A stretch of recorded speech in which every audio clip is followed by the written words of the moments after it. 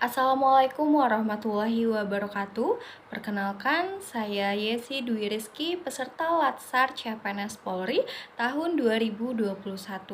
Baiklah, di sini saya akan menyampaikan ringkasan materi tentang komitmen mutu.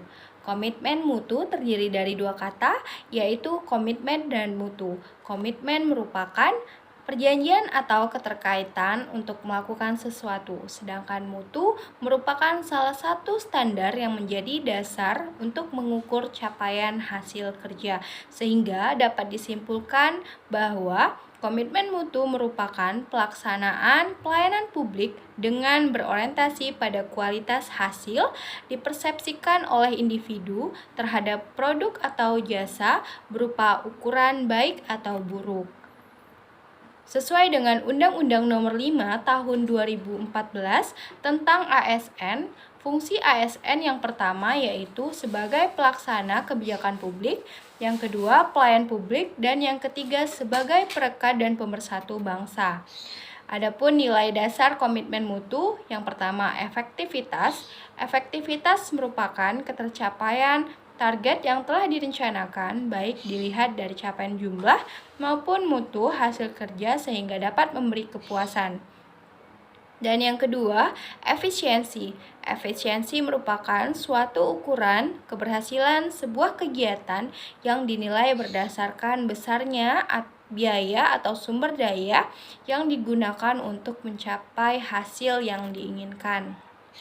Selanjutnya, inovasi. Inovasi merupakan proses atau hasil pengembangan pemanfaatan suatu produk atau sumber daya yang telah ada sebelumnya, sehingga memiliki nilai yang lebih berarti.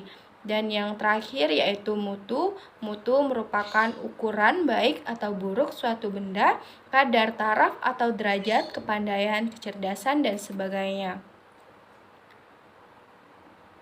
Aktualisasi nilai-nilai dasar komitmen mutu. Yang pertama, orientasi kepada publik. Yang kedua, orientasi kepada mutu, bekerja dengan baik dan benar. Yang ketiga, sikap dinamis, proaktif, dan inovatif. Yang keempat, cara kerja tim kolektif sebagai satu kesatuan proses untuk melayani masyarakat. Berikut merupakan 5 pilar manajemen mutu, yaitu produk, proses, organisasi, pemimpin, dan komitmen.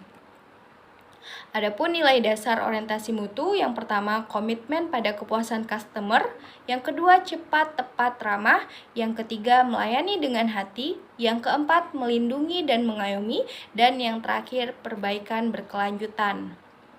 Adapun proses implementasi pada manajemen mutu, yaitu satu, menganalisis masalah yang sudah teridentifikasi, yang kedua, menyusun rencana mutu, yang ketiga, melaksanakan pekerjaan berbasis rencana mutu, yang keempat, mengawal pelaksanaan, yang kelima, mengawasi ketercapaiannya, dan yang terakhir, merancang upaya peningkatannya agar dapat membangun kredibilitas lembaga pemerintah.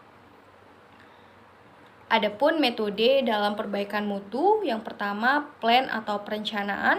Pada tahap ini dilakukan identifikasi berbagai permasalahan yang dihadapi, penyebabnya dan solusinya. Dan yang kedua, do atau melaksanakannya. Dalam tahap ini, rencana aksi yang sudah disusun harus dijalankan secara konsisten oleh semua orang.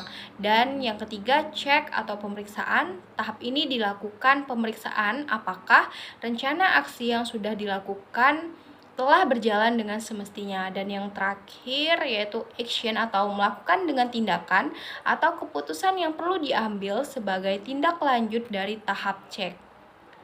Berikut merupakan pendekatan inovasi yang dapat dilakukan, yaitu inovasi barang dan jasa adalah cara utama dalam suatu organisasi beradaptasi terhadap perubahan-perubahan di pasar teknologi dan persaingan. Adapun cara berinovasi yaitu pertama, penemuan, yaitu dengan cara kreasikan produk, jasa, atau proses yang pernah dilakukan sebelumnya. Yang kedua, pengembangan. Pengembangan yaitu dengan cara mengembangkan produk, jasa, atau proses yang sudah ada. Yang ketiga, duplikasi, yaitu dengan menirukan suatu produk, jasa, atau proses yang sudah ada sebelumnya. Dan yang terakhir, sintetis, yaitu dengan cara perpaduan konsep dan faktor-faktor yang sudah ada menjadi formulasi baru. Baiklah, sekian yang bisa saya sampaikan. Apabila ada kesalahan saya mohon maaf. Saya akhiri, wabillahi taufik wal hidayah. Wassalamualaikum warahmatullahi wabarakatuh.